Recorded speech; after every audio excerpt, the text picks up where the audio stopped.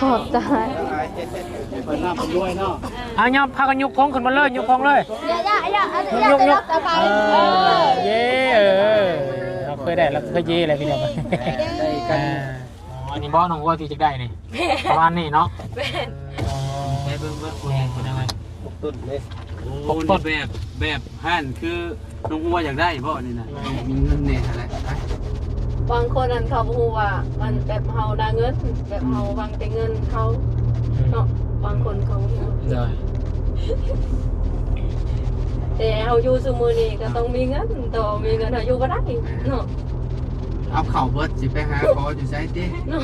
ต้องเอาเงินไปหาคอน้องพระเจ้าก็เทื่อนึงหาได้เขาอยากให้หลายเทื่อไปสิให้เฮาพี่น้องก็ให้อยู่ดำเถื่อดำได้เนาะแม่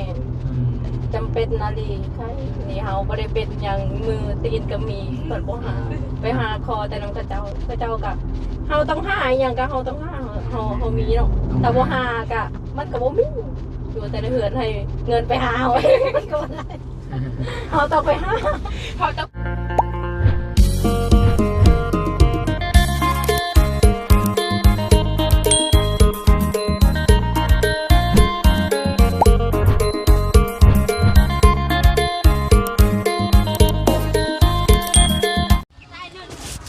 เอาพี่น้องเลยเปิดคลิปเปิดภาพมาบรรยากาศร้อนๆเหมือนนี้พี่น้องเลยเนาะพาน้องมณีวงพี่น้องเลยแล้วก็น้องหัวเนาะหรือว่าน้องแสงมณีน้องมณีแสงหัวสันจ้ะเนาะพามาแจกเครื่องเนาะพอดีมีทางอาจารย์ลาพอดีมีธงยังซีบเนาะมีทางผู้ใหญ่ใจบุญฝากมาเป็นสะพานบุญให้เนาะ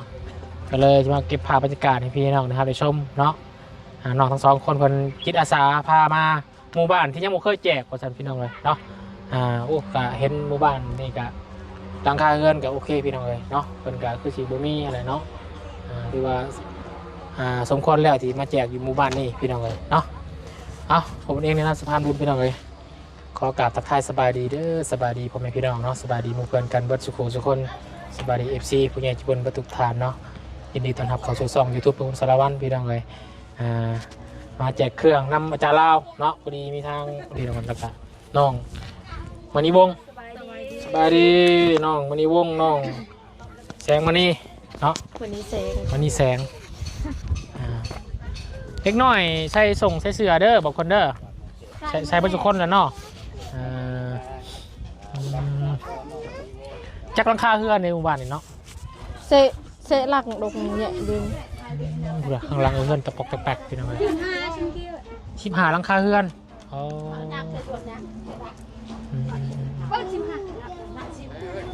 นับได้ป่ะมาครับนะสวัสดีน้องบัวน้องมานี่พี่น้องเนาะมาซอย15ครอบครัว15รังคาเฮือนเนาะมี15รังคาบ่ตัว15กับ15กับมีที่15ชุด15ชุด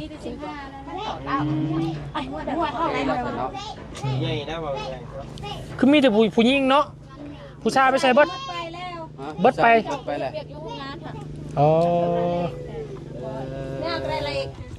โบราณปันใดเนาะก็ยังกระชีเรือโบราณปันใดก็เอาไว้เวลาเขาไปติดดอกติดด้านเนาะแม่เวลาเขาปบพ่อเลยครับก็ให้น้ำทองน้ำทางมันเนี่ยเนาะทองน้ำทางไปก็ได้พี่น้องเนาะแม่นะแต่ว่าหมู่บ้านนี้กับคือแบบที่ได้กินบัตรทุกคนยังเคยมาแจกจักเถื่อได้เนาะเคยบ่ยังได้เหรอมีแต่กายเลยนะมึงหรือว่าแบบเพื่อนก็เพราะว่าเขาแนวเขามากเลยแนวเขามากนั่นทางเนี่ยเป็นหลังคาใหญ่ยุเนาะแต่ว่าข้างล่างมากแบบเพื่อนทางน้อยๆพี่น้องเลยพอดีแล้วน้องมีจะจัดแจงเลยน้องหัวกับน้องอันนี้น้องไปอาจารย์เลยเลยมาให้1 2 3 4 5 6 7 8 9นี่ใช่คือผู้ใหญ่ไทยบอกคะแนนว่าครอบครัวได้ครอบครัวหนึ่งลูกเต้าเป็นอยู่เอามาเป็นตัวแทนก็ได้น้าออนโมดกโมตวีเสะโอเคขั้นตรงนั้นตัวมันเอาเจอยังก้อนไอ้เดี๋ยวโมดกโมตวีนี่ยาว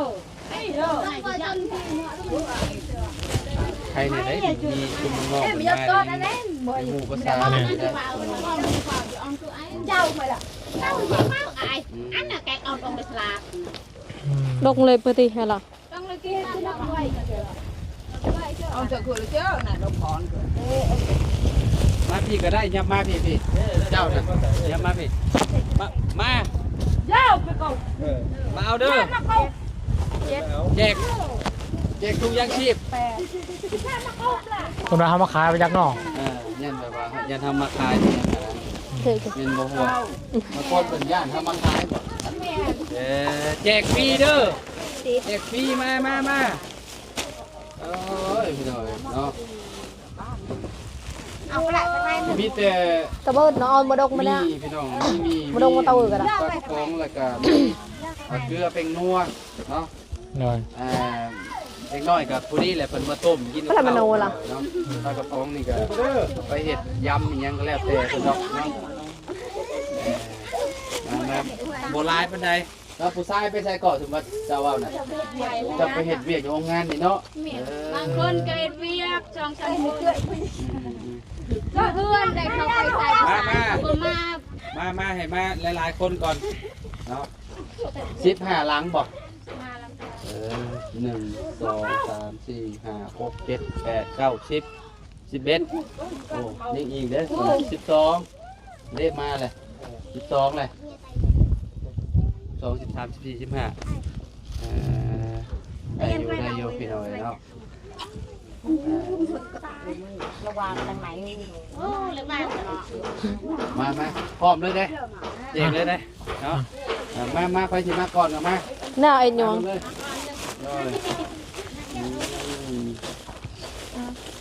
ให้เลยน้องวัวให้เลยโดยมาพี่ ถ้าแล้วถ่ายอยู่ก่อนเด้ออย่าพาเมื่อเด้อ อย่าเพิ่มเมื่อเด้อได้แล้วอย่าเพิ่มเมื่อเด้ออยู่ขอบใจเพิ่นก่อนเด้อมา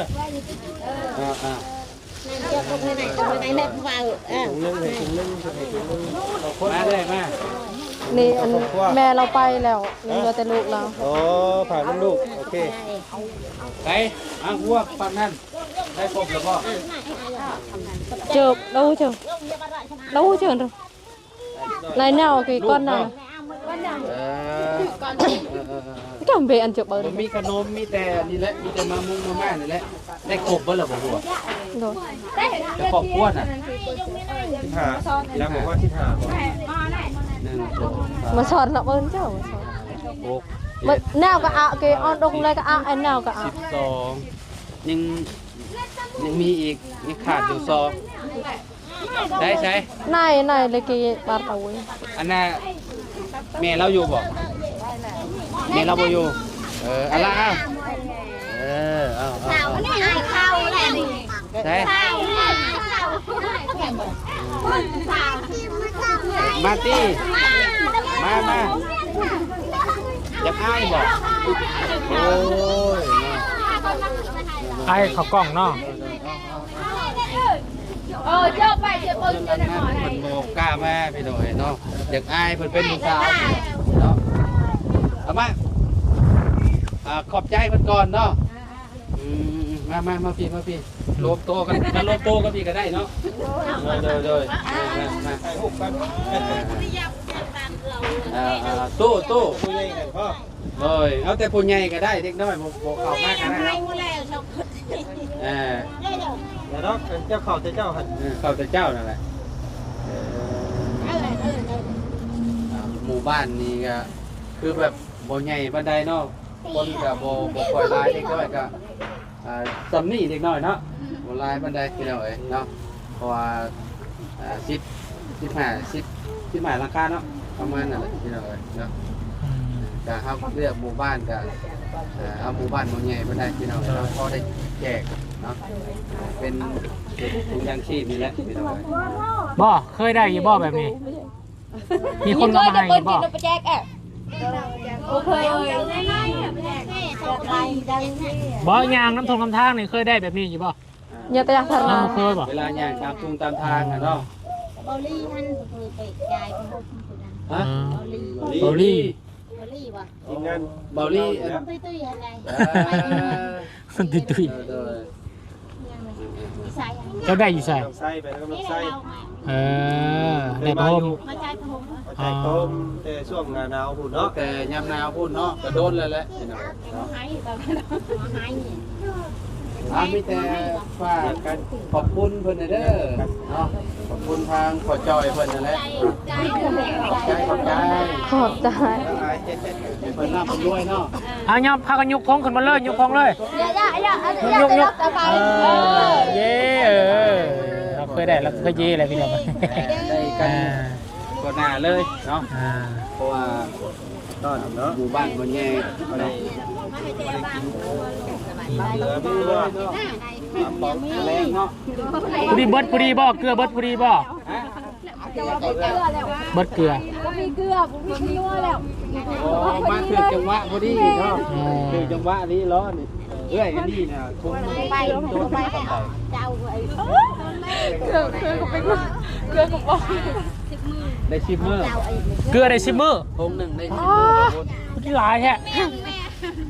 เจ้ากินสมลาย เออ เป็นงอนจังหวะ10 มื้อคือกันอ๋อได้อยู่ซะเนาะ โอ้ถุงหนึ่ง10 มื้อคือว่ากินเปลืองอยู่เลยเนาะเกลือเนาะ บอกเจ้าว่าชุบเจ้าบ่ได้เวลาชุบเจ้าเฮ็ดกินนี่ชุบเจ้าใส่ปลาแดกอยู่บ่ได้ใส่ เป็นยังคือบ่ใส่ปลาแดก ใส่เกลือเนี่ยบ่แซ่ บ่มี เนาะ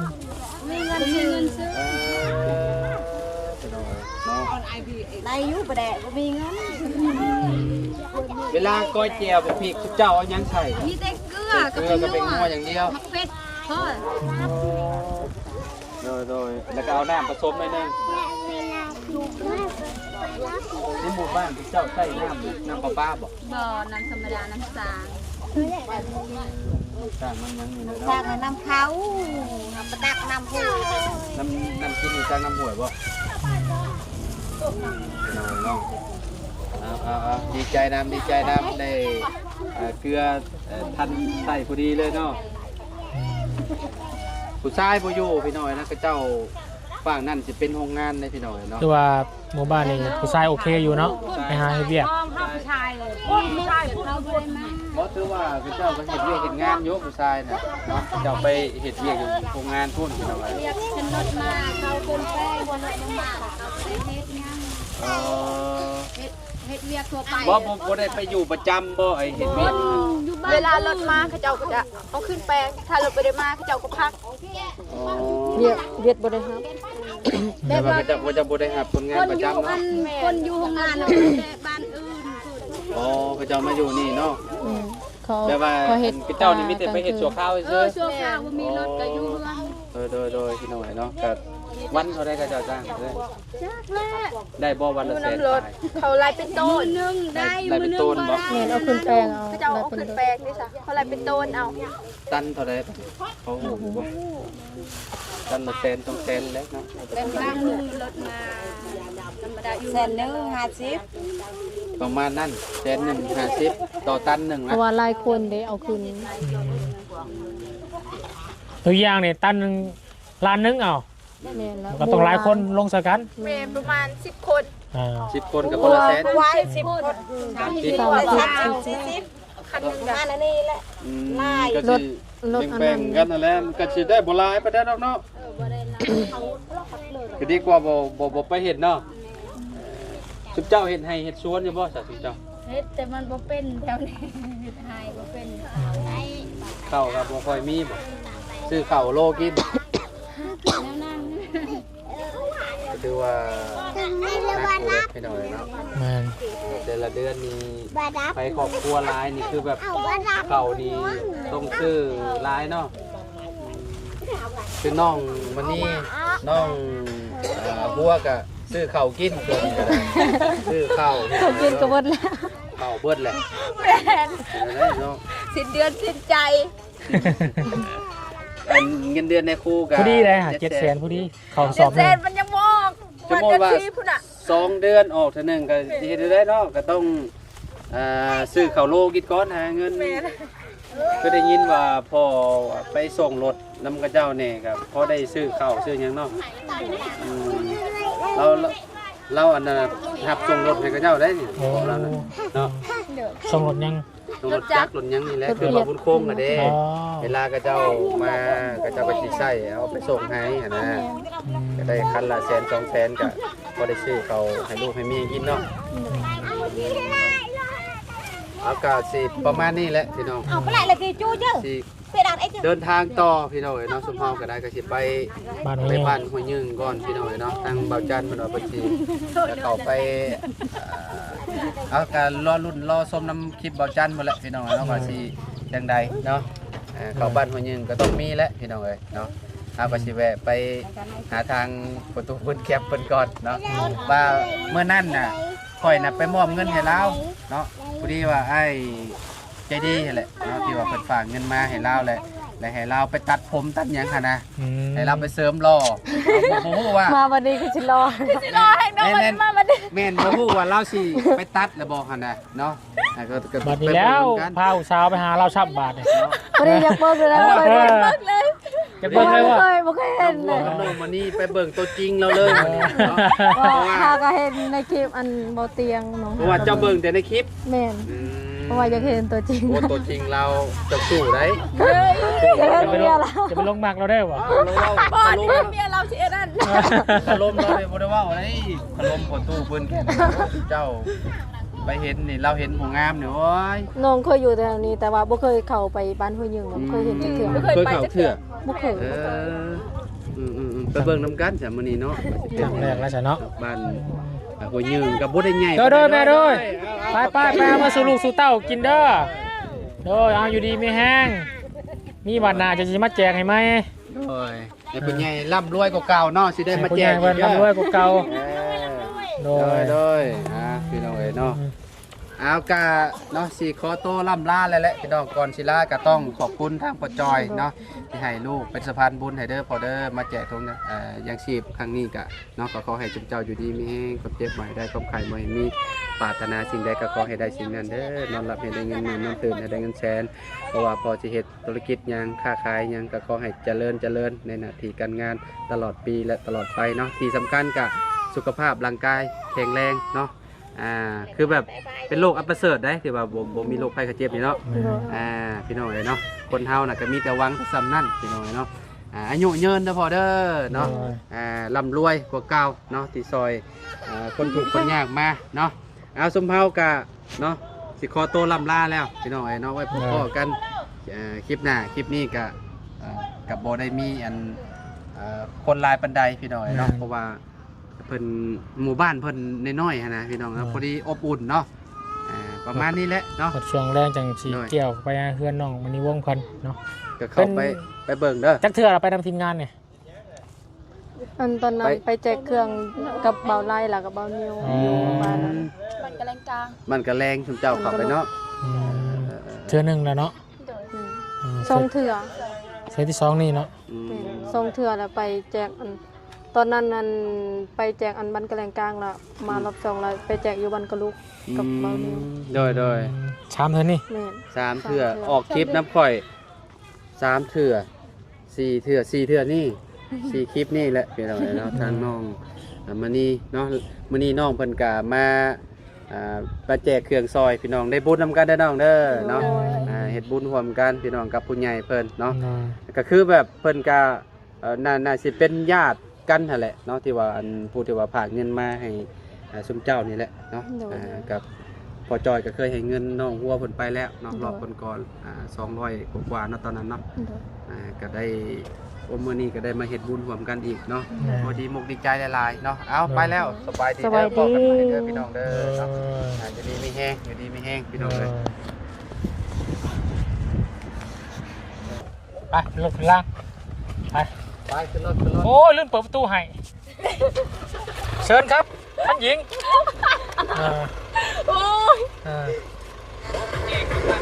ครับขึ้นรถมาเรียบร้อยบ้านนี้พี่น้องเลยเปิดคุณยิงเลยเด้อคุณยิงก่อนเลย คู่ กำลังจะเย็นแล้ว โอ้ยฮ้อนอะไรอากาศมื้อนี้เนาะใครน่ะจะนั่งรถพี่น้องเนาะเปิดแอร์เย็นๆใครอยู่เนาะเป็นไดเย็นบ่ โดย ที่นี่ฮ้อนเนาะลงไปเนาะ พี่น้องเนาะขอบใจบ่าวจันทร์เพิ่นหลายๆที่พามาพี่น้องเนาะเพราะว่ารถบ่าวบุญเพิ่นบ่ได้มารอบนี้พี่น้องเนาะมีแต่ ผมมีเงินเติมน้ำมันพี่น้องเอ้ย เพราะว่าน้ำมันก็แพงเองเนาะแพงเลยได้น้ำมันพี่น้องเนาะเติมหาแสนนี่จะได้จักลิตรบุอยู่บ้าน 16 ลิตร 16 16บ่อยู่บ้านเฮา แม่น ลิตรละเท่าไหร่ 5เซน15 15ลิตรเนาะ 15ลิตร อยู่บ้านอายหัน รถมาบ่ เหยียบมาบ่ บ่เสียงอันนั้นงานน่ะมันขี่รถเจ้ากิ๊ก โอ้โหจบ มาแล้ว หืม เมียนดี อ๋ออันนี้บ่น้องว่าที่จะได้นี่ประมาณนี้เนาะ ใช้เบิ่ง แม่พี่น้องเอ้ย 6ต้นเลย โอ้นี่แบบห่านคือน้องหัวอยากได้บ่นี่น่ะ แม่ พี่น้อง แบบนี้ 6ต้น 6ต้นนี่เนาะ6เสา อืม พอดีได้สำนี่เนาะ พอดีแล้วอันนี้ ค่ายนี่แหละ แม่น ความกว้างความหยังกันน่ะสิพอดีงามเนาะ มีงามสำหรับเขา พี่น้องเอ้ยเนาะ อืม คุณ8แต่ว่า3ล้านเนาะ ชาวบ้าน 3 พาตอนลง คือแบบ ลง ว่า สวรรค์กัน คือแบบเพิ่นก่อให้แล้วก็สร้างให้ไม่ว่าจังใดหรือว่าก่อให้ซื่อ ก็คือ อีกคานหลังคาก็เทพืช3ล้านบ่ได้3 อืม ๆเพลงไปบ่จ้ะวะ เขาถ้าว่าสาพร้อมยังทุกอย่างเป็นเสร็จแล้วเบิดน่ะชาวบ้านน่ะครับ คุ้มเลยเขาได้ เพราะว่าได้ยุค เนาะ สำนั้น ได้ยุคสำนั้น แต่ถ้าว่าที่เราว่าตอนนั้นว่าถ้าแล้วเบิดครบเบิด35ล้านก็ว่าแพงโพด โอ้ แต่ว่าบ่ทราบให้มีแต่เทพืชติดให้ซื่อๆก็ประมาณ15ล้านก็พอได้อยู่เนาะ แม่น เอาบ่ทราบเนาะ เอาประมาณ15ล้านคืออยู่แบบนั้น มันก็เกือบจะซ้ำให้ครั้งมันเฮ็ดเทื่อเป็นหลังอะเนาะ แม่นซ้ำมีเทื่อ คือว่าแล้วมันเป็นงานปูน เป็นงานบูธเนาะ งานปูนมันยากๆเนี่ยมันต้องใส่เวลากำลังหลายเวลาขั้นตอนลองเบิ้งมีคำอย่างคอยต่อกันเนาะยังมีหมูกาบอลเนาะ เอาอะไร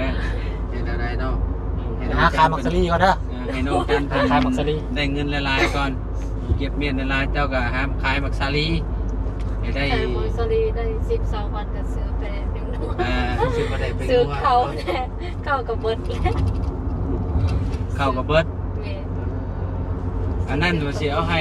น้องๆเพิ่นก่อนคนละสุดพี่น้องเนาะเพราะว่าแพ็คและลืมเอาให้เพิ่นนะถุงยังชีพเอาให้น้องมานี่กับน้อง ส่งเพิ่นยังครับ เมนถุงเพื่อนจะเอาให้เพิ่นเอาให้คนละสุดพี่น้องเนาะเย็นได้บาทนี่ ได้น้องมานี่น้องหัวเย็นป่ะ เย็น คักได้เสียงน้องมีวงก่อน บ่ตื่นเต้นบ่สิได้เห็นหน้าประตูเนี่ย โดย คนดังนี่ประตูตะกี้โอ้ พิวลาด ละ ป่ะ มือละ วิวล้าน ขี่รถจักรตากแดดไปหลอกใครมองสลีวันนี้เลยขี่รถตากแดด มือนี้ได้ขี่รถตักแอร์แล้วเดี๋ยวมือใครรถเอาใครรถใครสลี ไปหลอกใครสลีเต้นตากแดดกูมือหนาจ จ น นแลมาแล้ว น่ารักน่าแล ดับ เล เลย ย ดิ เป็นในค่าธรรมดา แต่บ่เป็นยังเผื่อเงินสุดท้าย สู่ตายสู่ บ่ ตาย บ่มีเงินอยู่บ่ได้ แม่นล่ะกูเมื่อนี่มีแต่เงินอย่างเดียวแล้วผมเมื่อ แม่ นี่ เงินซื้อได้ เงิ ทุ น ก อ อยู่ ย่าง บ่ได้พี่น้องเอ้ยเนาะออกจากบ้านนี่ก็เติมน้ำมันลงแล้วเนี่ย เงินซื้อได้ทุกอย่าง ชื่ออย่าง แต่ตัวเขาก็ซื้อได้เพราะเงิน บ่ได้นะบางอย่างเลยชื่อบ่ได้ บางอย่างก็ซื้อบ่ได้ เพิ่นบ่ขาย ได้สิเป็นอย่าง เอ้าเพิ่นบ่อยากขายเด้ ไม่จะขาย ผมมีอยากที่เพิ่นประหยัดขายค่ะฉันทำมีเงิน เอ้า คือข่อยนี่มีหน้าของบริขายนี่ บ่ขายติ เอามาขาย เอา เอา ไว้ มาเห็ดกินมาซื้อข่อยไม่ข่อยบ่ขาย เจ้ามีเงิน10-20ล้านก็บ่ขายบ่จะขาย เด้อผมมีเงิน บ่บ่ได้ เบิดกับ ซื้อได้ทุกอย่าง เป็นเนาะ มันต้องจำเป็นอะไรอ่ะมันจังขายได้ใส่เงิน มีต้องใช้เงิน แม่นเลย คือทุกอย่างคือแม่นอยู่ ซื้อเดียวซื้อใจก็บ่ได้เด้น้องเอ้ย ได้ ฮะ ได้ ได้ เอาซื้อใจก็ได้บ่ เหม็น ซื้อ ได้ ใจค เอา น เขา ก็ เป ได้ ย์เขาตลอดเด้ ถ้าเปย์เขาได้สั่งถ้าเรามีเงิน บ่ เขาก็ไป เป เปย์เขา เปสำนักกับใจเขาบ่ให้คือเก่าแล้ว ผ บ่คือเฮามีเงิน คือเฮาคือการแบบเฮาบ่ได้มักเขาแต่ว่าเขาเปย์เฮาตลอดเนาะสักมื้อนึงเฮาต้องใจอ่อนให้เขา แม่ นั่น มัน บอก ลอยเลย อ้าว ไม่ว่าน้องหัว เอาแม่นคือคอยดีก็ยอมรับเลยได้คอยบ่ ห่างแต่ยังว่าซื้อใจบ่ได้ยังก่อนมันก็แล้วแต่ แต่คนได้ มันเป็ เจ้าน ตามตื้อเฮาตลอดเนาะเฮาสิไปใส่ก็บ่รอด เนาะ เอาแล้ว FC ฮู้แล้วว่า FC ตื้อเจ้าแล้วบาดนี้เดี๋ยว เช็ดรถ ไปหา มีบ่อน FC เมืองนอกนะหัว มีอยู่ ลมอยู่บ่ ก็ลมแต่ว่า จะอยู่เท่าไหร่เอาถามมันอยู่บ่รู้ว่าบัดประมาณ40 50บ่ แต่ว่าลมดุมันก็จะ โอ้ยเป็นบุก70ก็ยังมีคนเอากัน เนาะเห็นบ่แต่งงานเป็นล่าสุดน่ะ มีบ้านคอยเล่นป่ะ69 ปี แม่นอาเมียน22ปี นั่นแหละพวกผัวเราอายุ69 ก็ คลอง5 บา แบ ท บไซแนนเฮาแท้ดิ แม่น ถ้าบ่แม่นไซแนนเฮาอันนั้นก็ ใส่ใน เจ้าสิพยายามจะได้ก็บ่ได้ติ แม่ แม่คนที่ซ้ายไม่จะเป็นพยายาม เป็นเงินคือน้องก็และ มีเงินอยู่ได้ใส่ดิ่งใส่เด่นกับ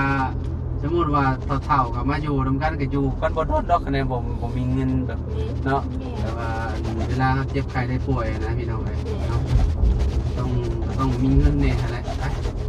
บางคนนั้นเขาบ่ฮู้ว่ามันแบบเฮาได้เงินแบบเฮาหวังแต่เงินเขาเนาะบางคนเขาบ่ฮู้ ได้ แต่เฮาอยู่ซุมื้อนี้ก็ต้องมีเงินต่อมีเงินเฮาอยู่บ่ได้เนาะ เอาเข่าเบิดสิไปหาขออยู่ไสติ เนาะ ต้องเอาเงิน ไป ซื้อ หาคนของพระเจ้าก็เทื่อนึงหั่นแหละเขาอยากให้ แม่ หลายเทื่อไปสิให้เฮา พี่น้องก็ให้โยดำเถื่อดำได้เนาะ แม่นจำเป็นนาลีใครนี่เฮาบ่ได้เป็นหยังมือตีนก็มีเพิ่นบ่หาไปหาคอแต่นำพระเจ้าก็เฮาต้องหาหยังก็เฮาต้องหาเฮามีเนาะแต่บ่หาก็มันก็บ่มีอยู่แต่ในเฮือนให้เงินไปหาเอามันก็บ่ได้เฮาต้องไปหา เขาต้องไปหาเงิน ปลูกเอาคือไก่ปลูกเอาเงินคือไก่เอ้ยหน่อยเนาะพอโตล่ำลาอะไรพี่น้อยเนาะมีเองมาสุขุมสุขคนเด้อไปน้องๆ สบายดีพี่น้องเนาะ ไปพอจันโดยไป เดินทางไปบ้านตู้ปุ่นแก็บหรือว่าตู้ปุ่นยาวพี่น้อง วั เนาะ นนี้เราจะได้เห็นตัวจริง เห็นตัวจริงเสียงจริงระบาดในพี่น้องเลย แล้ว เอาเตรียมตัวให้ดีๆไปสบายโอเคไปพี่น้องเดินทางกันเด้อไปอากาศร้อนจำข้างนอกกับพี่น้องเอ้ย